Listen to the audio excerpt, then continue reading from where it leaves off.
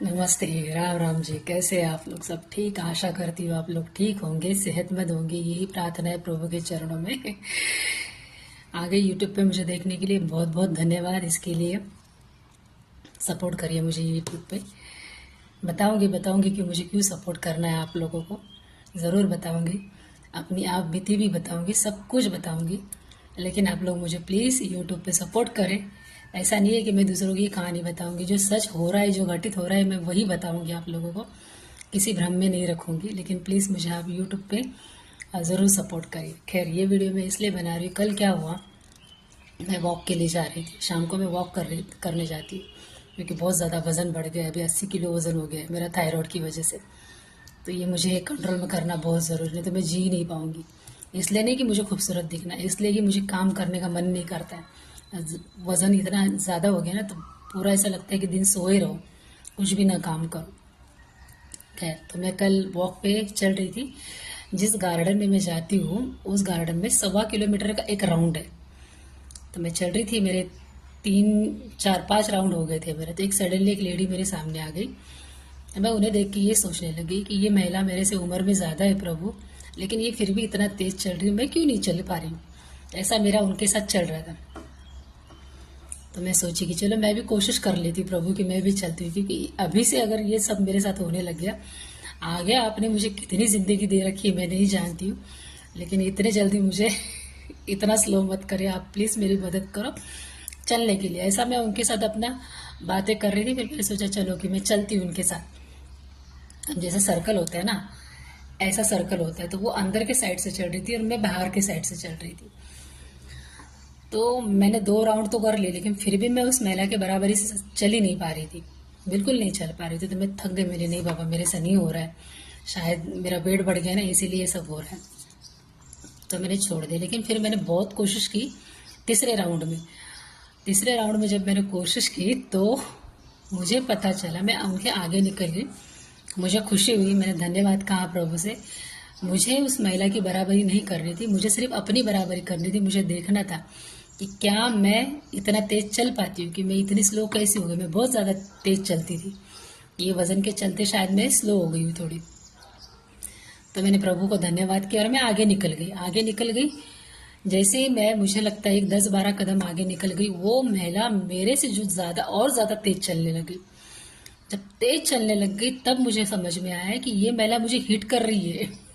जिनको मैं जानती नहीं हूँ, जिनसे मेरा कोई लेना देना नहीं है, ना उनके चलने से ना किसी चीज़ से। मैं तो सिर्फ अपने आप से लड़ रही थी, क्योंकि मुझे अभी से इतना ये नहीं होना है। पता नहीं आगे क्या क्या मेरी ज़िंदगी में लिखा हुआ है, अभी और किस किस चीज़ से मुझे लड़ना है, मुझे नहीं पता है। बचपन से लेके आज तक मैं इतना लड़ी हूँ, ये सोच के मैं अपने आप को पुश कर रही थी। मैं कोशिश कर रही थी कि मैं उनके साथ चलूँ। लेकिन वो जो महिला है, मैं उनके आगे गई, इस बात का उनको इतना बुरा लगा, इतना बुरा लगा कि वो मुझे हिट करके आगे जाने की कोशिश कर रही थी। तो 2 राउंड वैसे कर ली, वो फिर मेरे से आगे निकल गई। तो मैंने छोड़ दिया, क्योंकि एक समय के बाद मेरी कैपेसिटी खत्म हो गई इतना तेज चलने की। क्योंकि काफ़ी समय के बाद मैं चल रही हूँ, मतलब 2 3 महीना हो गया मैं चली नहीं हूँ। इस चक्कर में मेरा वजन भी इतना बढ़ गया। फिर मैं थोड़ा सा और तेज चलने लगी। जब मुझे पता चला नहीं कि ये जानबूझ के मेरे साथ कर रही है ऐसा, तो फिर मुझे थोड़ा सा ये हो गया, तो गुस्सा आ गया मुझे। मैं सच बोल रही हूँ यहाँ पे, मुझे गुस्सा आ गया कि इसका कोई लेना देना नहीं है।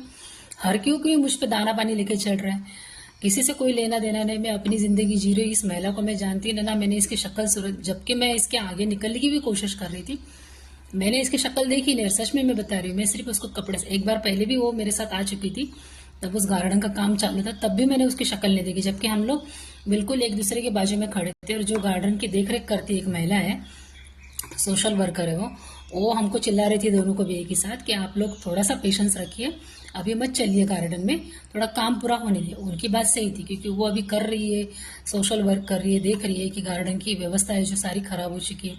तो उन्होंने काफ़ी मेहनत से वो सब चीज़ करवाई है, तो उनकी बात सुनना हमारे लिए ज़्यादा ज़रूरी था। तभी भी मैंने उनकी शक्ल नहीं देखी। कल जब मैं चल रही थी, तब भी मैंने उनकी शक्ल नहीं देखी। मैं परेशान हो गई, इतनी परेशान हो गई कि मुझे समझ में नहीं आ रहा था कि ये सब क्या हो रहा है, ये सब क्या हो रहा है। मैं इतनी परेशान हो गई। कहने का तात्पर्य यही है कि इस दुनिया में आप किसी से लड़ो, किसी से मिलो ना मिलो, लेकिन आपके साथ लड़ने के लिए सारी दुनिया तैयार है।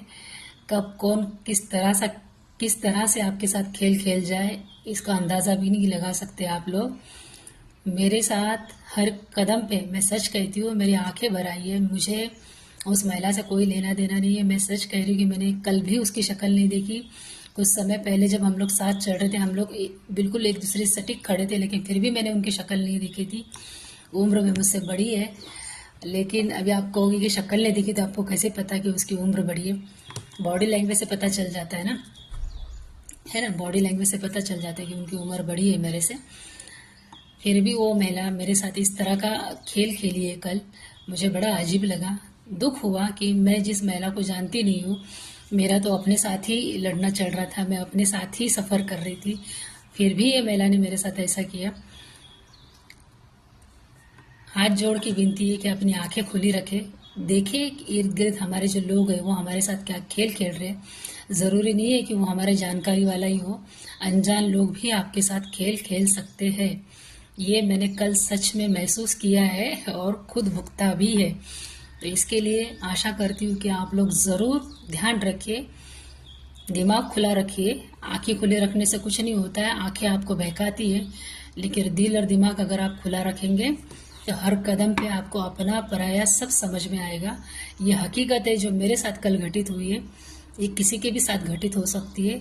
इस जो कुछ घटित हुआ है इसका कोई मतलब नहीं है, कोई वजह नहीं है, लेकिन फिर भी मेरे साथ ये सब कुछ कल हुआ है।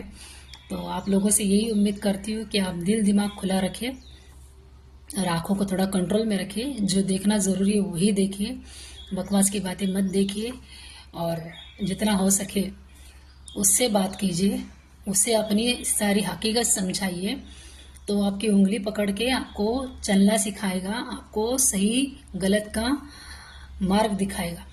यही उम्मीद करती हूँ। मुझे इतना बुरा लगा ना, मैं सच में मेरी आंखें भर आई।